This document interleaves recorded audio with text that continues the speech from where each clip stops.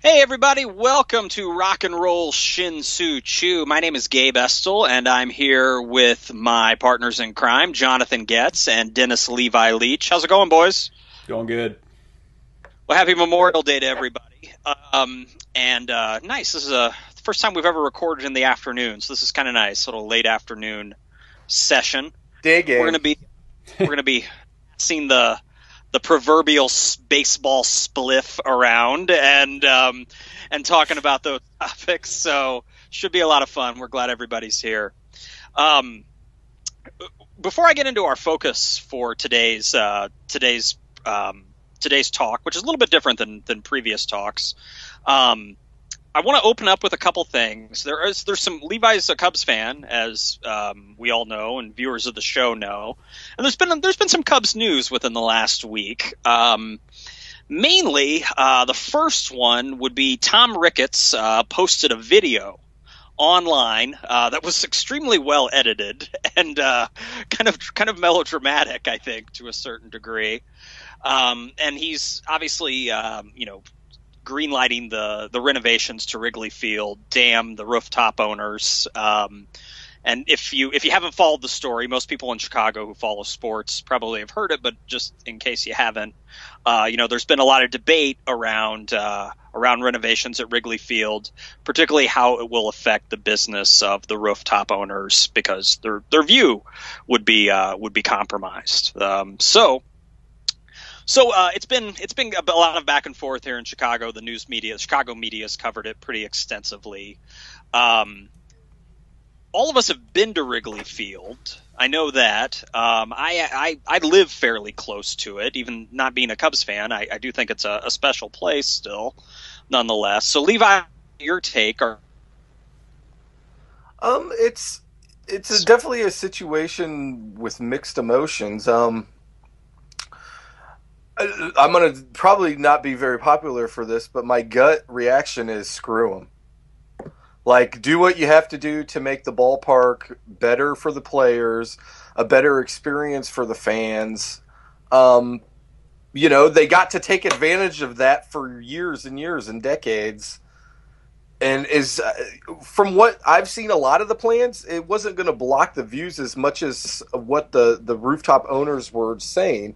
And I think what the rooftop owners are mainly pissed off about is the fact that they're breaking the contract because they have like some kind of like 20-year deal or something. And so, I mean, if anything, they're going to have to break that contract, the Cubs, and then pay off. So there's going to have to be some kind of restitution or something for breaking the contract. But other than that, I think they should do what they have to do to make the park a better place. I mean, granted, I don't want it to end up looking like Soldier Field where they attached like a toilet bowl to the end of the stadium. Spaceship, yeah. Yeah, but do what they need to do. Let them spend the money. If these people are willing to spend that kind of money, we haven't had anybody since the Wrigleys who spent money. The Tribune certainly wasn't down with spending lots of money, and if this family wants to do it, let them. From everything I've seen, it's going to make it a better experience.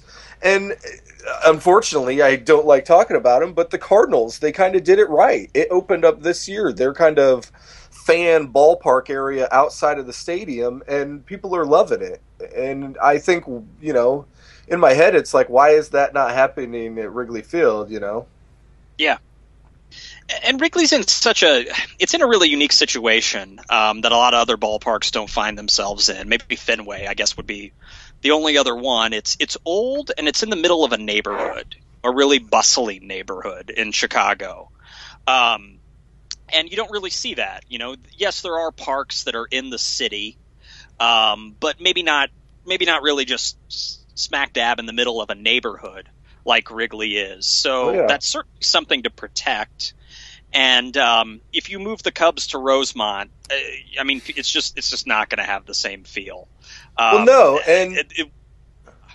go ahead. Part of me says if they did somehow end up getting people to move the team, which I don't ever see happening, but it could. what would happen to that neighborhood? I think part of that neighborhood, the feel and the charm, and why it's so bustling, is because Wrigley Field is there. Yeah. Wrigley Field has created that ambiance, Mhm. and so I mean, if the owner of that is wanting to spend money to make that ambiance better, it just seems asinine not to let them. Yeah, you're not going to get that off the interstate in Rosemont, you know. Exactly.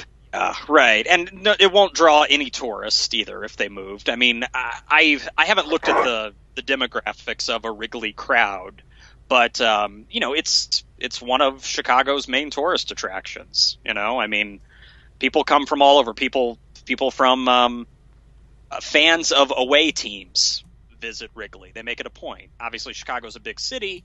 There's a lot to see and do here, but yeah, moving Wrigley Field just isn't something that's really fathomable, I think, to most people who live in Chicago, and really a lot of baseball fans too. So yeah, I wanted to get your take on it. I will say this: um, the complaints I've heard some people make aren't in favor of moving the team, but they are in favor of the Ricketts family spending that money on the product itself, meaning the team, rather than the surrounding area. I mean, you know, Wrigley Field is in it's in a high income neighborhood. It's in a neighborhood with a lot of bars and restaurants and coffee houses and Mhm. all kinds of stuff to do, and the rents are high, you know, and the real estate market is has always been high there. So one could argue that, you know, maybe some renovations are needed, but what they did in St. Louis, the example that Levi gave, you know, Wrigley might not need something that drastic because it already has a lot of those Well, things yeah, surrounding. Yeah. and in St. Louis, they were basically trying to almost fill like a gap because there was a lot Yeah. of empty land between that ballpark and like the Hmm. rest of where the city downtown area was started Right. after they tore down the Yeah. original Busch Stadium. So, because I went to a Uh, game right after the Busch Stadium was built, the new one, and it was like, you know, a whole desert wasteland on one side of the ballpark because it was just fenced in areas of just dirt. yeah. And that's now the area that is, you know, beautiful and is the baseball hangout park. And from what I saw, there was like a big giant chess set where like kids were playing chess, and Yeah. you know, it looked like a neat, you know, you could sit with your kids in a blanket and, you know, have a picnic before the game or after the game or. It's become kind of an urban renewal project almost, really, in Yep. St. Louis. You know, I mean, St. Louis is one of those cities where the downtown really isn't the coolest part. You know, you have Yeah. to go to other neighborhoods to really, Absolutely. I mean, in my opinion, culturally experience cool things and good places to eat, good places to shop, whatever you want to do. Now, Jonathan, I want to talk to you about this because you've got a very charming ballpark, but away from a very charming up and coming city. So that's a little bit of a disconnect. You know, that's always been. I love visiting Kansas City, and I like the atmosphere. I like going to the Royals game. I just wish the park was in the city. You know, that's always been my complaint about the Royals. Oh yeah, and you know when they built that, was it back in the late '60s or '70s?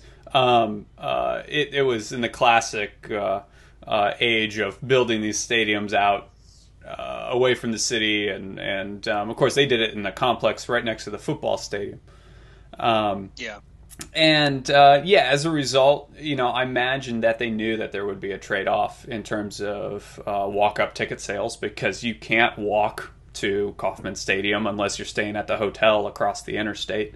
Right. Um, Right. I still kind of find it charming because I'm able to drive pretty much back roads the entire way through Yeah. Kansas City. Right. I've mapped it out so I don't have to take the interstate at all, and kind of take these two-lane roads, viaducts through some old rundown industrial parks that are kind of neat to drive through, but at the same time, it's a little desolate on the way.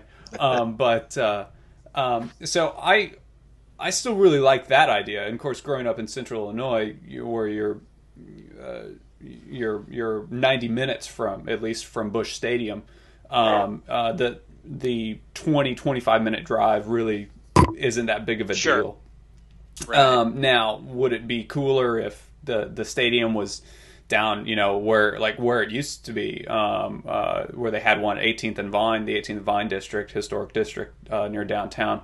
Yeah, I think absolutely, all things being equal, that they would say, yeah, let's do it. But that's not the situation they're in, and there was talk a few years ago of the idea of doing that because Kaufman was getting a little bit dilapidated, but they made the right moves and just working with what they had in Kaufman and making those upgrades and especially with the outfield plaza and making it more kid friendly and giving kids more things to do, which we'll talk about later. But so yeah, I mean, it'd be great if it was downtown, but it's just not conceivable at this point. Maybe in another 30 years they could consider it. Right. Yeah, the renovations they've made have definitely been really, really worthwhile additions to the park. I was fortunate enough to see the before and after, and yeah, it's like a new park. Yeah, it is. It really is. And it's like kind of what the Red Sox did with Fenway. It's like, well, let's work with what we have and spend just a fraction of the money that we would have spent building something from scratch, and a fraction of the materials, the environmental impact of all this, and yeah, it's as good as new. Yeah, right, absolutely. So it'll be I guess it'll be interesting to see how it unfolds. It looks like in Wrigley it's going to happen anyway. They're going to make the renovations, but it's essential that they keep it in that neighborhood, just as for history and for the draw of new fans as well, I think. So we'll see how that goes. Now, the other thing in Cubs news, just I think got announced today or yesterday, was that the Cubs have hired, and I thought this was a joke when I first read it, Manny Ramirez me as a hitting coach for the AAA team in Des Moines, right? This is the Cubs AAA team in Des Moines, AAA right? is Iowa, yeah. Yeah. So I guess he's going to take some at bats too, right? I mean, they gave him the player coach tag, and I think what they're trying to do is, like, if there was situations where they needed maybe a hitter, or if they felt it was a good situation, like a pitcher might be a good matchup for him. In the press release, the Cubs specifically stated if he got somehow on a hot streak and started hitting the ball well, he would still not play for the Chicago Cubs. That they would maybe trade him or do something like that. But as you mentioned, I thought it was almost a joke too when I read it, because I don't know, I have mixed emotions about that guy. I mean, I was really happy to see the Red Sox win the World Series with him, and then I was really sad to see later the thing about the roids, how he, I think 3 tests. The first was like an anonymous test he failed, and then he got caught the 2 times as well. And so, right. I mean, if he could somehow teach young hitters, to hit the ball better, I guess I'm for him, but just don't teach them to use PEDs or anything, Right. Yeah. Yeah, I mean, I don't know why you would want him to eat up at bats over prospects. Well, exactly. Yeah, and they mentioned that in the article, and they're like, "Oh, we're not going to let him take away at bats from our top prospects." But I mean, somebody's going to end up losing at bats, so right at some point, and is right. I mean, let's say, okay, yeah, you got your, the Iowa Cubs are down 4-2 in the bottom of the 9th with 2 men on. Are you gonna sit down one of your prospects to send Manny up there? Like, what? How does that grow your young crop of players? Well, yeah, I mean, when I was reading all about this, I had to check because I wasn't sure how old he was, but he's 42 years old. Yeah.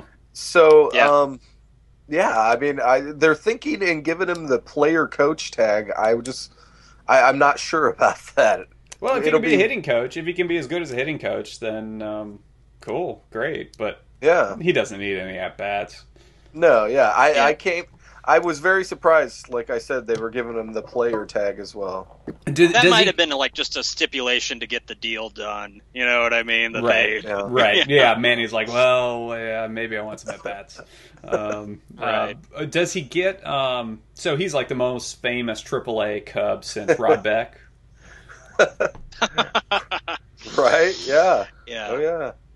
yeah, yeah. That was kind of an unceremonious way to end a career too for that guy. He, including the White Sox, modeled quite a few uniforms there within the last, well, ever since he left Boston, really. Baggy uniforms. Yes. Yes. As well, yes, very baggy. It's like him and Prince Field are like they're in Sabathia. It's like they're wearing pajamas out there. Yeah. Yeah. So I prefer the David Eckstein high socks myself. But anyway, The mediums. yes. So yeah, a lot of Cubs news lately.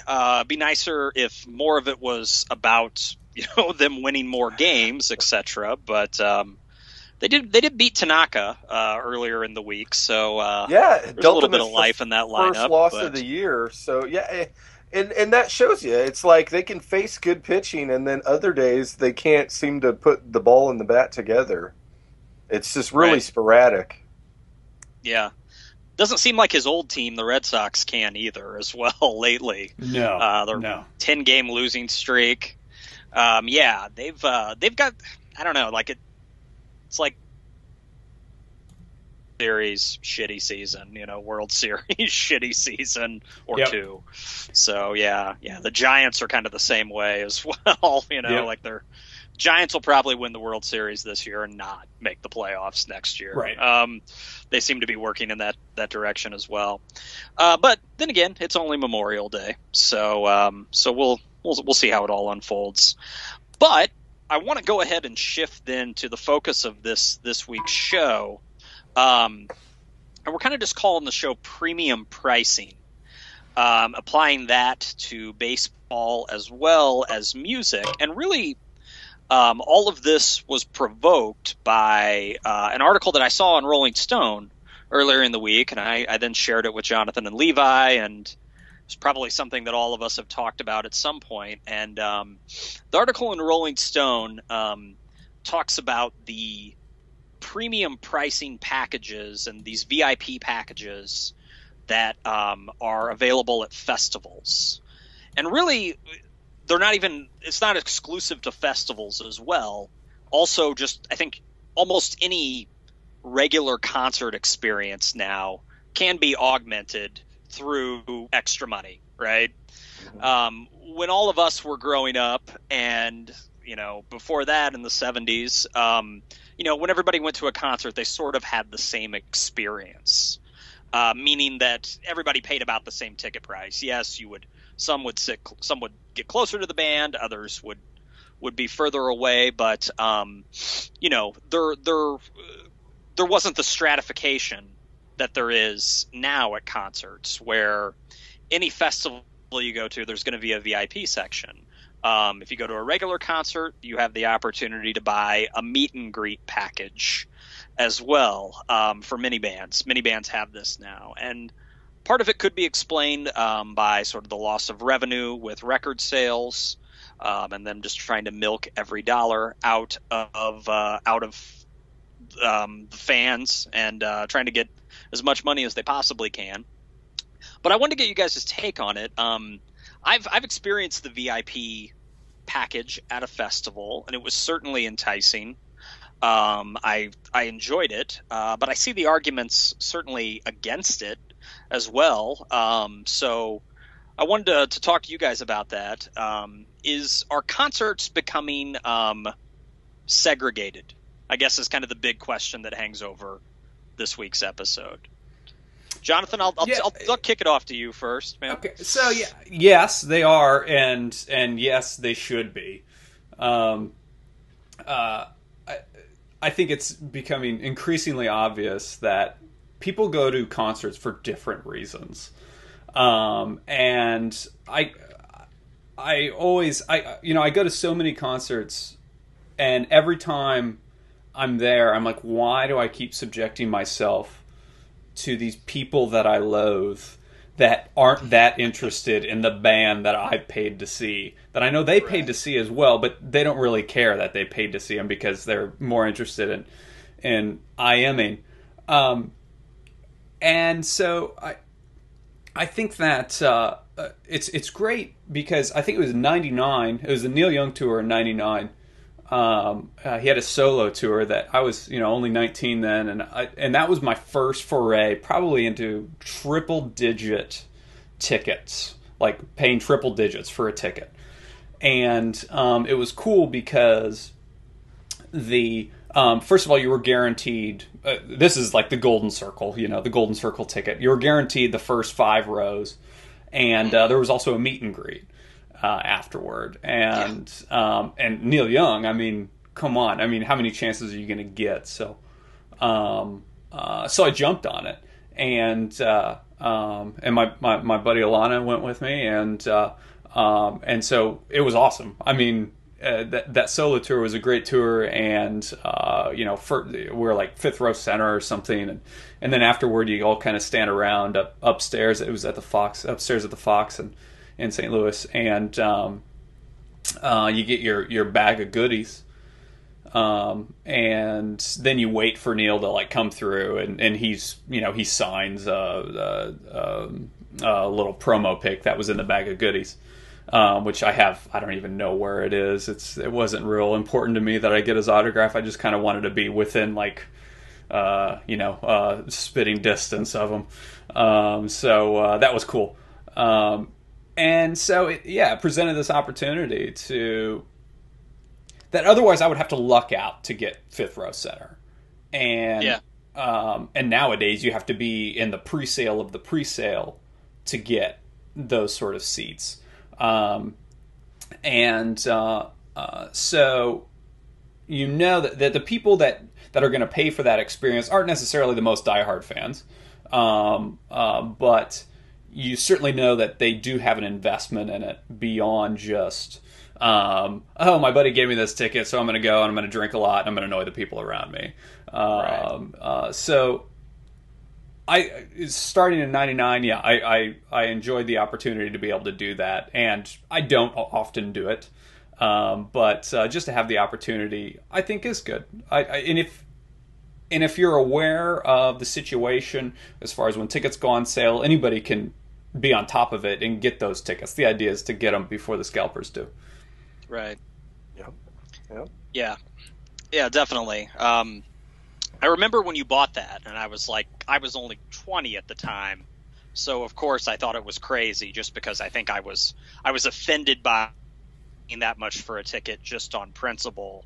Whereas, now what you paid for that VIP is probably of a regular ticket now. Right, and it should be noted that those tickets were to benefit the Bridge School, so it wasn't all just going to Neil's car collection. Right, so we could buy Lionel trains and Nice. All right, Levi, what about you, man? You've experienced the VIP package, I know, and I've experienced kind of maybe both ends of the spectrum on that. And I guess my first VIP experience would have been Bonnaroo 07. And I want to say tickets were like maybe $250, $275. They were under $300, I'm pretty sure. And it was nice. I mean, you got to camp really close to the main stage at Bonnaroo, basically kind of like right behind the wall of it. And there was a big giant tent where you could go basically from like 8 in the morning till about 9 or 10 at night. And it was like catered wedding style food, like grilled chicken breasts and like boiled potatoes and green beans and rolls. And there would be like baskets with like Cliff bars and all these snacks in them. And nice. You could go and help yourself. And there were shower sailors. Yeah, beers were discounted as well, if I remember correctly. Beverages, they weren't free, but they were discounted. Yeah, the beers and sodas were discounted, and it was nice to be able to take a shower. It was the only Bonnaroo I had shower facilities for. We were taking bum baths in the parking lot or the campsites, and so I will say it was nice. And granted, it cost a lot of money, but I was mainly doing it then for the convenience of it because there was no ability to pay that amount and maybe meet a star like in Jonathan's case or something like that. But I felt that it was worth it at the time. And looking back on it, I think one or two of the years I had just as close of a camping spot without paying the extra VIP. Granted, I didn't have the free food, but or I say free, but on the other end of that spectrum, I went to a Black Crowes concert, and I was a VIP at a Black Crowes concert one time, and there was a meet and greet beforehand, and you got a bag with, like a pass and Alan Forbes limited edition poster, which is really cool. And the Crows did not show up, not one of them. Oh no. They just brought out Adam McDougal's third cousin or something. So it was like maybe 40 diehard fans in the basement of this theater. I want to say it was the Chicago Theater. And so basically we all just kind of milled around, and it was like free beer and wine, I think, and like some appetizers, crackers and cheese and stuff. And they never showed up, and it got like closer to showtime, and then finally they were like, okay, everybody go to the show. And everybody was under the assumption that they were going to show up. Oh, yeah. We were all under the assumption that, it was like there was this pre-party. That's how it was advertised. Yeah. It was a pre-party and then this after-party thing, and they were supposed to make an appearance. And so they did not. Wow. And I will say, not that I guess it makes up for it, but in the bag that they gave everyone that night was a guitar slide with Rich Robinson's autograph, like silk screened onto the guitar slide, and a harmonica that had Chris Robinson's name etched into the harmonica. So, those are really cool, neat souvenirs that I have that not everyone else has. But it was very disappointing not to be able to meet the people when they said they were going to be there. And so I've got to see both ends of the spectrum, and it was disappointing spending that much money on the tickets, but I will say we had really great seats. We were like second row to the right, and I got my camera in there, and I got some really neat shots of the band, and it was just disappointing that night to not meet them. It was me, my buddy Dan, and my buddy Pat, and my buddy Pat had gotten kind of tied one on, and by the end of it, he was kind of belligerently pissed off about the whole deal. He was like, where the fuck were they, Yeah. And so I can understand both sides. I've been the fan where the VIP experience didn't live up to what I had hoped and what I had paid for. And then I've also been there at Bonnaroo where it was a great experience. And I think it was worth it that year. So in the situation of the Crows, it's like you paid for access to exclusive merchandise, basically. Absolutely. Yep. Right. Wow. Yeah, I can relate too. I was VIP the same year that Levi was at Bonnaroo in 2007, and if you haven't been to Bonnaroo, the primary advantage of that, as Levi mentioned, in addition to a shower, is the proximity to the main area. All the main stages are. Because, I've had other friends who have gone to Bonnaroo and they didn't have an advantageous camping spot, and that really affected their concert experience, because it's basically from their camping spot to what's called Centeroo, which is, sort of the main where the main action is, was like, an hour walk, basically. Jeez. Oh, yeah. So I've never been to Bonnaroo. How often are you going back to your tent during a given day? See, if you're in the VIP section, you can just be like, "Oh, I left my sunscreen at the camp spot. All I got to do is run right back." You know. Yeah. But if you're in one of those spots where it's an hour walk, when you go for the day, you're not coming back. Yeah. Most of I had about a 50-minute walk one year. Jeez.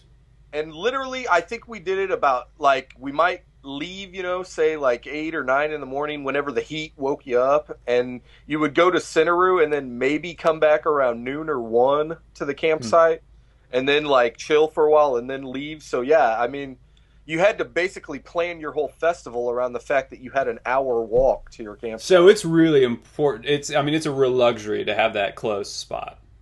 Yeah, but absolutely. like I said, I've been there on years where just by the spin of the wheel of fortune, that I got just almost as close basically as the VIP spots sometimes. Okay. So we went the first year in 02, Yeah, Levi. 02. We had really good spots. Yeah, They might as well have been VIP. yeah, I think they Yeah. were basically almost in that same section, but they didn't offer VIP. Right. Right. Yeah. Yeah.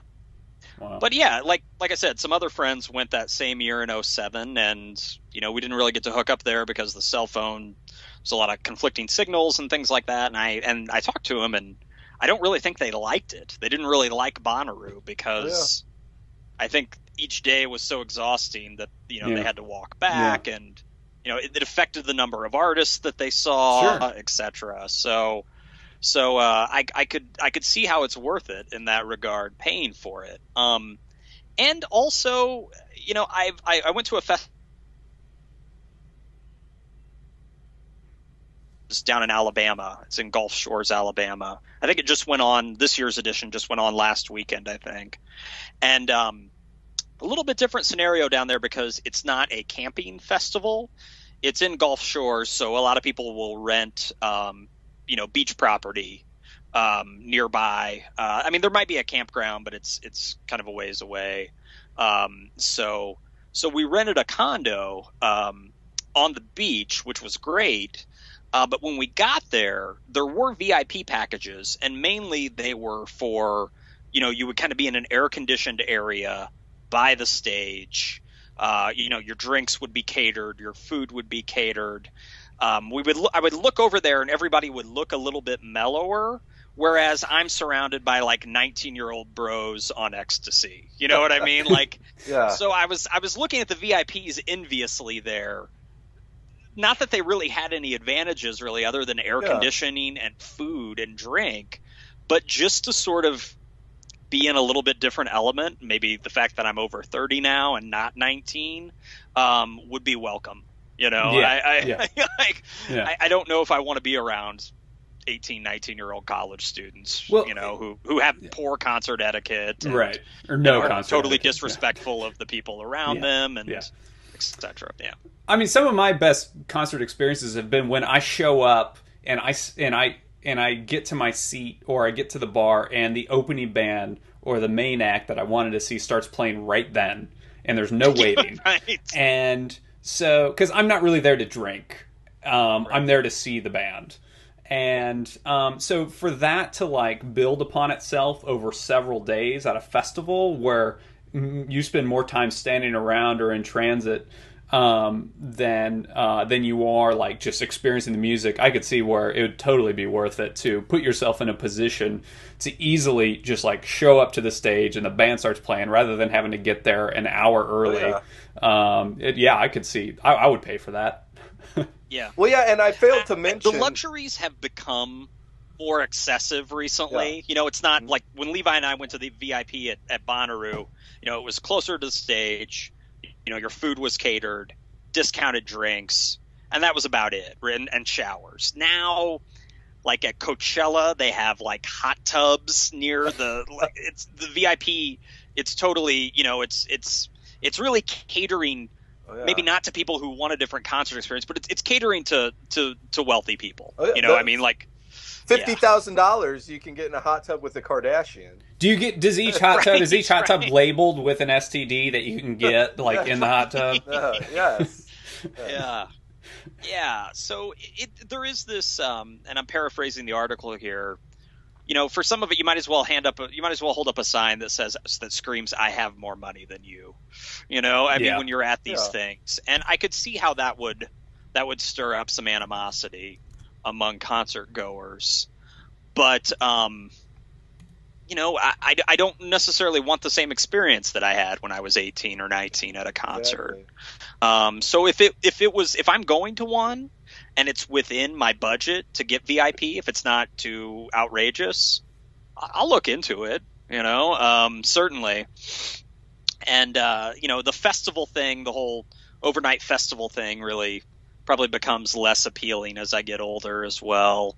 I kind of like just going to a regular show, really. Oh, definitely. Yeah. I burned myself out, man. I did 5 Bonnaroos and so many other outdoor concerts and festivals that I'm the same way. I'd rather just go to a show, get in my car, and go home. Yeah. Yeah. At the end of it. Yeah. I know it makes it sound old, but it's just concert etiquette in the age of cell phones is so bad. Oh yeah, so bad. Yeah. It's awful. Yeah, either they're on their phones or they're really belligerent. And they're just we're the not last respectful generation that's gonna know what it was like to be at a concert without a cell phone. Right. Yeah. Yep. You know what I mean? Yeah. People aren't going to realize when you say, "Yeah, I was at this show," and no one was holding their phone up the entire time. Right. Yeah. Yeah. Whatever band, I think Steve Gorman said this on his show, actually. Whatever band initiates the no cell phone policy at their shows, that's the band I'm following around. Right? So, hey, it's true. I was at a show at the Pageant, and it was a Black Crow show. And granted, Chris Robinson is known for piping up, and he's known for his mouth, but it was like literally 2/3 of the people at the Pageant were on their phone or talking or screaming, trying to text people, whatever. And he literally, in between a song, was just like, everybody needs to shut the hell up. There are people that, paid money to be at this show, and you're ruining it for them. Basically, he kind of went off. And there were people around me, and in fact, a couple that had went with us, a guy and a girl. They kind of were like, they took offense to it, like, oh, who's he to tell me to be quiet? You know what I mean? He's the name on the ticket. Exactly. It's like, why did you pay money if you're just going to come and talk the whole time? Yeah. A lot of people just pay for the experience, not for the actual artist. Yep. Right. It's like, hey, I can buy a $30 ticket to a nightclub where there's going to be a bunch of hot girls for about 3 hours. Yeah. Yeah. To some people, like, all of those venues and events, regardless of the nature of them, it's the same thing. It's them being an asshole at that place and that place. Yeah. So yeah, definitely. And it's concert tickets are the prices are only going to keep escalating, I would assume, and because concert or record sales will keep decreasing, and fuel prices will keep increasing. Yeah, and ticket prices will keep increasing. So that's a reality. I think anybody who likes live music, you have to certainly live with that reality. But hopefully it can. I don't know. I've never been one to call for more strident security at shows, but something has to give. Well, yeah, and I mean, it's a natural progression thing. You know what I mean? They don't allow flash photography nowadays at shows. Yeah, and so I mean, eventually, I could see they're not going to allow cell phones at certain shows. Certain artists are going to require that. Yeah. Especially when you have the a-hole who leaves his flash on, so he's recording video and he's got his flash on, and he probably doesn't even realize it, and it's like illuminating the row in front of him. One of my favorite quotes on that was from a comedian, and I can't remember the name off the top of my head, but he literally is like, "Yeah, you'll be at a concert, and it's like, hey, look at this, I'm taking a photo, click." Yep, I'm never going to look at that again. Yeah. And then it's like, well, how many, there could be 10,000 photos taken at that concert that night, and I bet you one of them gets looked at again later. Beyond all from the same angle. But it's during a different song, so they think they're going to remember that one because it was during a different song. Just look up your favorite news publication the next day, and they'll have a much better photo of the concert you attended. So it's totally unnerving to end up watching Pearl Jam at the United Center, Gabe, when we went, and gosh, what was that? 2009, I think. 2009. Yeah. Avocado Tour. When Backspacer came out. Yeah. Or Backspacer. So we almost watched that show through somebody's viewfinder, that entire show through somebody's viewfinder, because it was up in front of us. It was the guy in front of us, and he just like dude, just let it go for once. Don't take a picture because it's just not worth it. It doesn't last longer than the moment itself. Just be in the moment. Just be in the moment. Exactly. Yeah, nobody can heed that advice. I'm a little bit of a hypocrite on this issue, guys, because I have to admit I always scour YouTube for concert footage of bands that I like. So I'm thankful that somebody is doing it. I just don't want them doing it with or by me. Right? There's a way to do it though without. Just not by me. Yeah. Well, yeah, there's like Jonathan said, there's a way to do it. You can be classy about it. You can surreptitiously take video or photos and not annoy the people around you. Right. Yeah, no, there's a respectful way to do it. Absolutely. Well, transitioning to sort of that topic in baseball, baseball as well has certainly stratified its season for fans because many teams, I would say all of them now, have premium games. So, for a long time, different seats have always cost different amounts of money. Obviously, you want to be closer to the action. It's going to cost you more money. I don't know if that was always the case, but it's been that way for a long time. But in recent years, teams have marked off games against kind of premier opponents as premium games, where a lot of the times it'll be when a really popular team comes to town. For instance, the Yankees or the Red Sox or the Dodgers, teams that are sort of popular kind of across the country beyond their home regions. And those are always, you look at any team's schedule, those are always the premium games.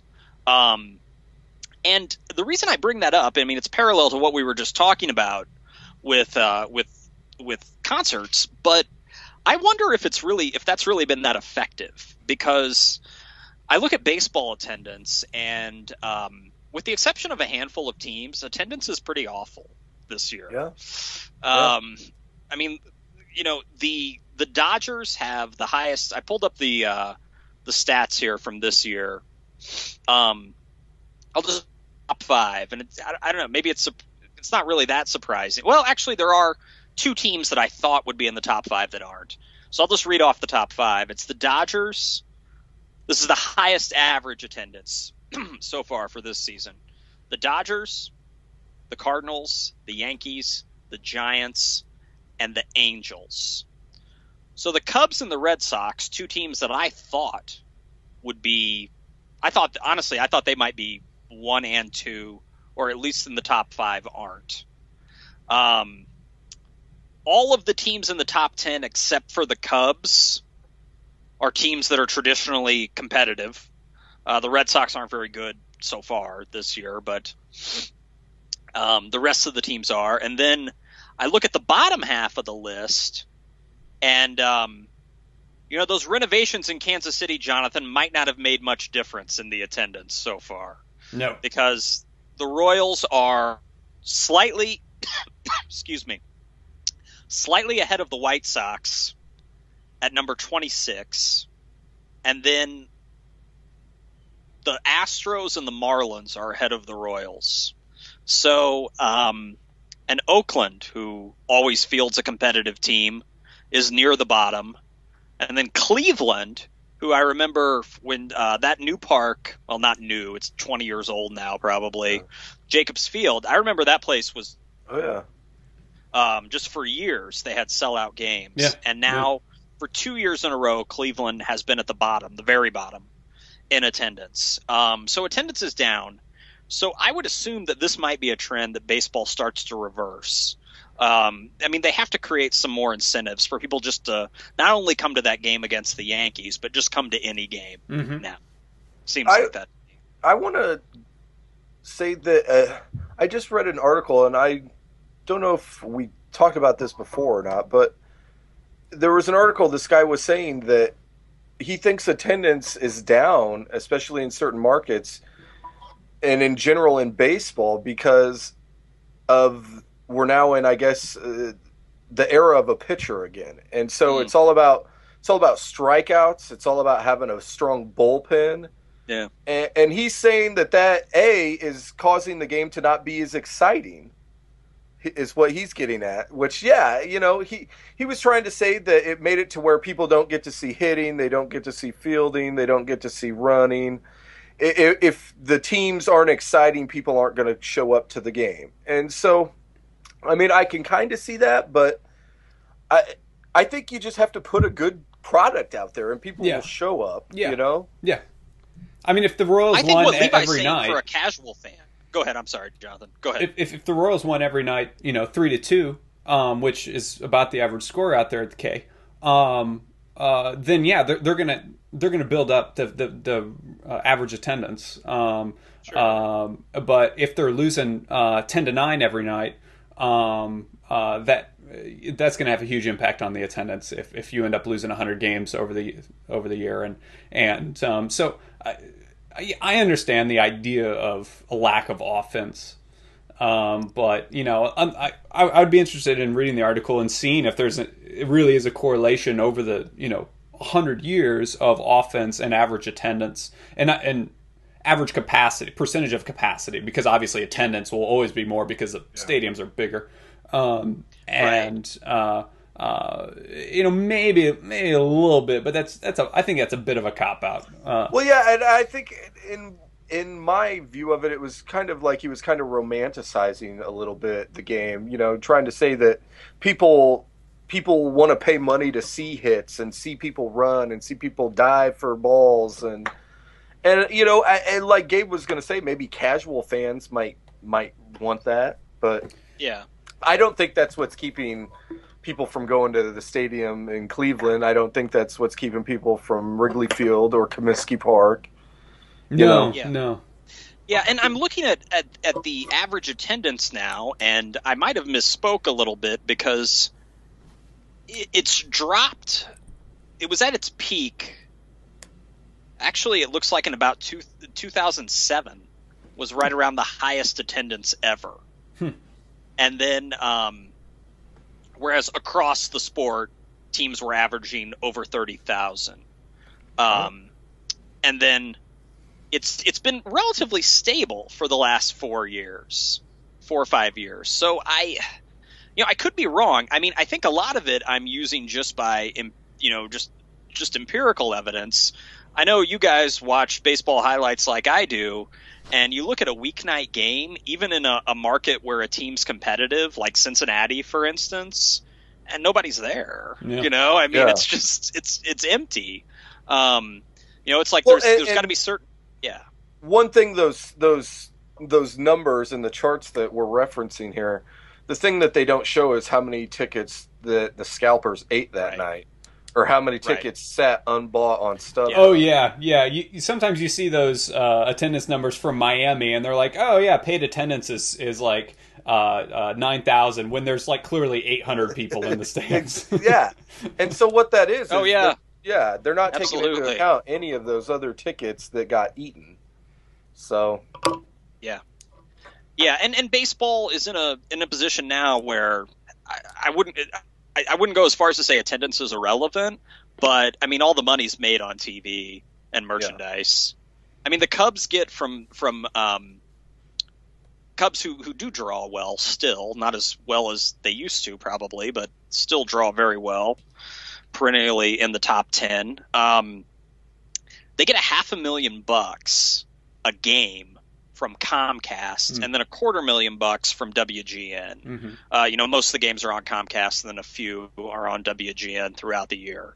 So that's a lot of money, And when you add on merchandise, then the people through the gate really isn't as important as it once was. No, no, and really, I mean, the experience of consuming the game over television is actually, in many ways, can be better than being there in person. Yeah. Just because between the high definition picture quality, the replays, the annoying announcers if you want to listen to them. If you have a DVR, you can pause it. Right. Yeah, the beer's a lot cheaper here in my home. Right. And so yeah, I mean, and I know this is a big problem with the NFL too, because the NFL is one of those leagues that is, I think, getting worried about how good the home experience is watching, especially if you want to watch multiple games. Obviously, it's not real practical to go to a stadium and watch another game on your phone. And so how do you keep up with that experience? And it's still really arcane in MLB now that they have instant replay. But you remember they wouldn't show replays of close calls so as not to incite the fans against the umpire. That is like the total archaic thinking, like classic archaic thinking of MLB, where it's like people want those replays, and if you aren't going to give it to them, then they're missing something in their experience when they go to the ballpark. That's not to say it doesn't make up for it in other ways, being in a beautiful ballpark, but they have to be cognizant of that. Yeah. Baseball is definitely the stingy old man of all the professional sports. Oh yeah, I would say the one with the most arcane rules, like Jonathan just mentioned, and arcane practices. So it's an interesting trend. This premium pricing started. Maybe it's been somewhat successful. I assume the attendance is a little higher when the Yankees are in town as opposed to, say, the Mariners.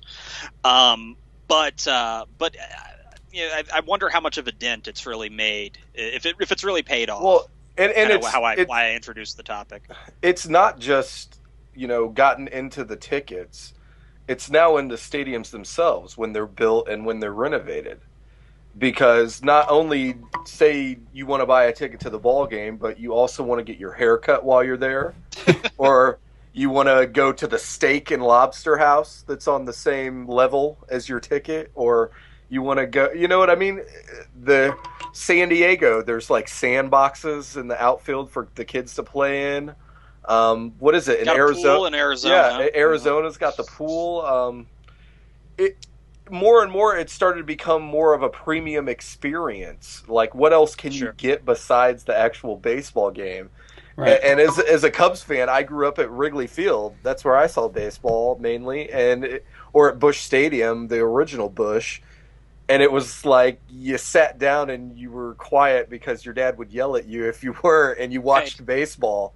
Well, and to go back to the article you referenced earlier, Levi, was the guy talking about the offense versus just the pitching. Pitching dominated games. Well, traditionally pitching dominated games go faster. 2 to 2.5 hours, maybe 2:40. Yep. And in the hitting dominated games, especially with teams like the Red Sox that want to draw walks, those are 3 to 3.5 hours. And if it's Red Sox Yankees, then it's 4 hours. And so kids can't sit through 3.5 hours in one seat. Yeah. I don't have any, but I'm pretty sure. Yeah. And so I think that if games were still, all Mark Burley speed games where they're like, 2 hours, 2:10, then you don't need like at the K where they have, they have like video games out in the outfield. You don't need a carousel. You don't need an ice cream shop. Because 2 hours goes by much, much faster, especially when it's 95 and sunny where you're sitting. So yeah, I mean, I think some of it's the tempo of the game. Yeah, I don't blame kids for not wanting to sit through it, and I don't think it's a generational thing necessarily. I think kids from the 1930s wouldn't want to sit there for 3.5 hours and watch the Red Sox and the Yankees draw walk after walk after walk. True. Yeah, that type of game is for a different kind of fan, really.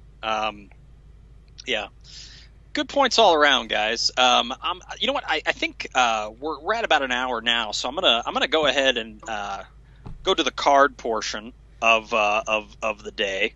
So you know what? I'm gonna go ahead. I'll do mine first, and then you guys can go around. Mine right here is part of the Future Star series from Topps, which Topps. I don't know exactly when Future Star began, but Topps has always had these additions to document a player that either had a really good season as like an all-star rookie, or to identify a player who is up and coming.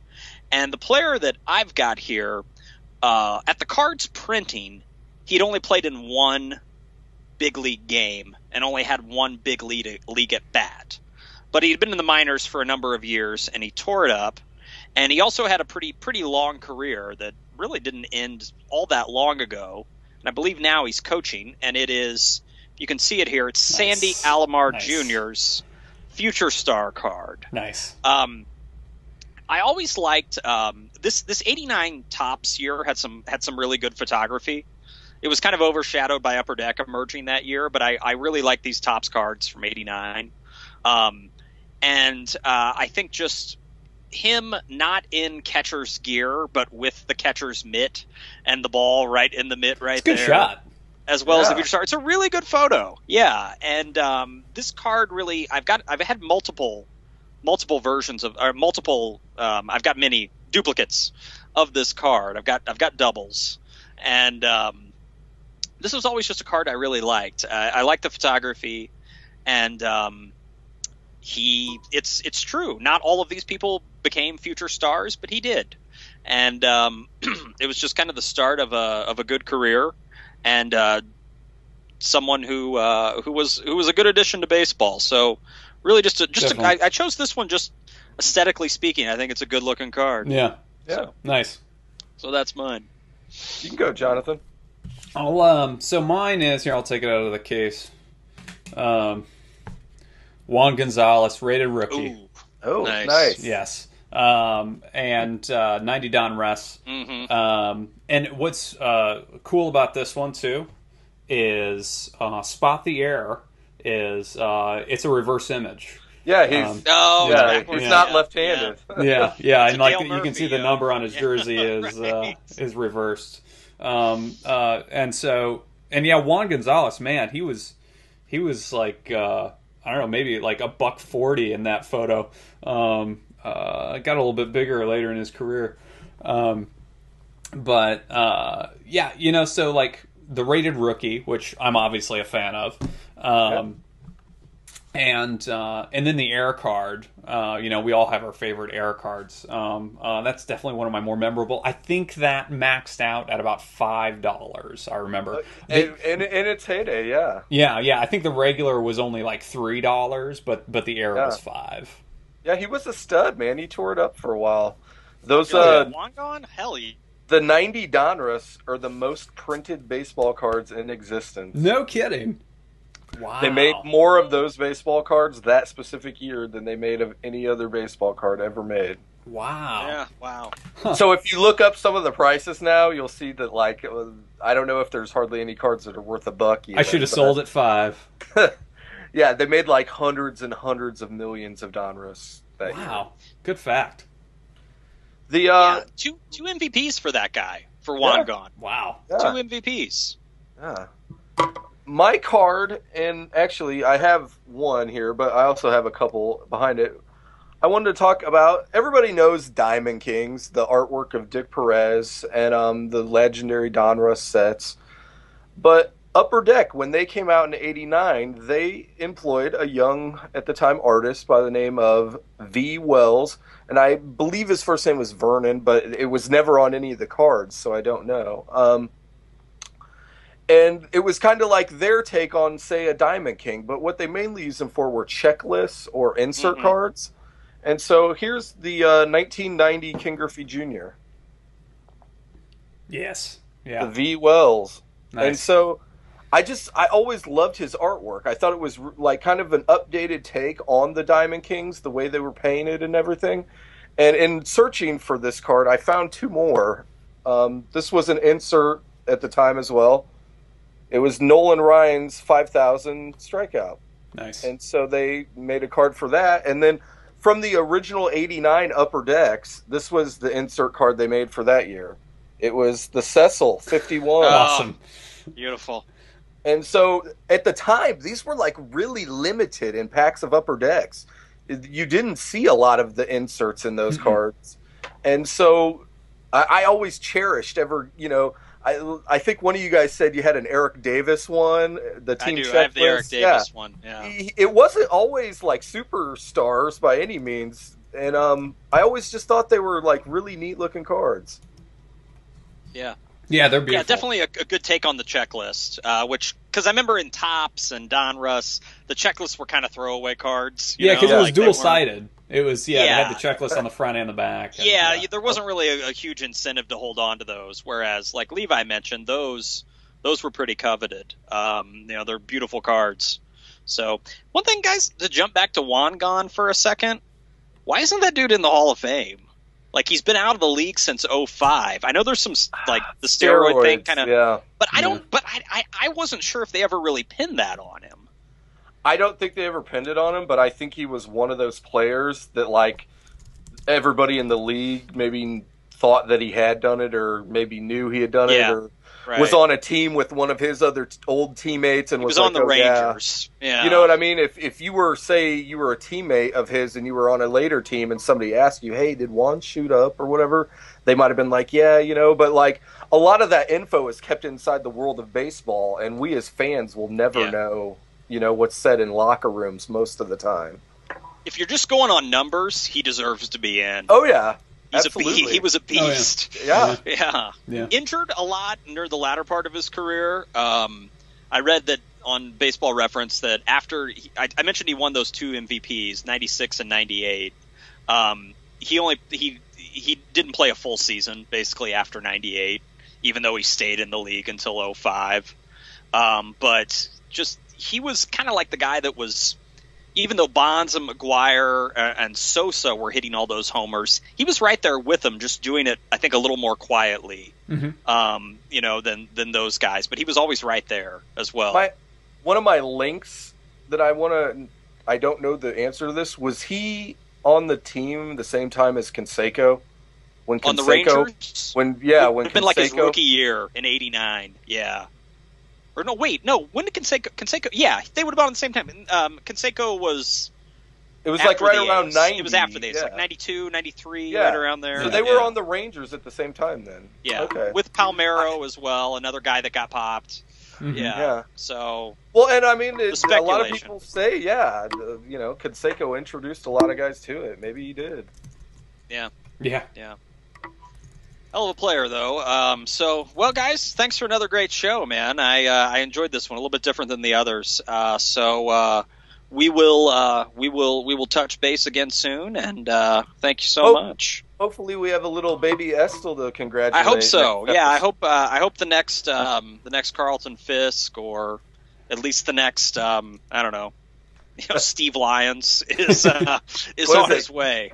So yeah, let's hope for a healthy hitter. So, absolutely. We'll keep you posted. All right. Good deal. See ya. Take care, boys. Later on. Later.